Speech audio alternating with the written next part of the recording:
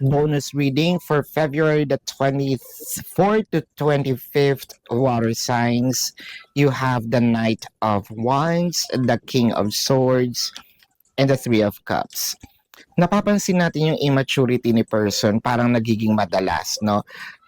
It felt like medyo tinuturuan mo siya whether this is tough love, whether tinuturuan mo siya sa um, paraan na mahinahon. You're trying to experiment on things, no?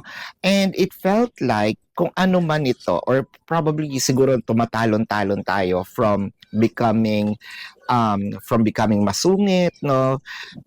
To becoming parang yung explanations, may hinahon na paraan.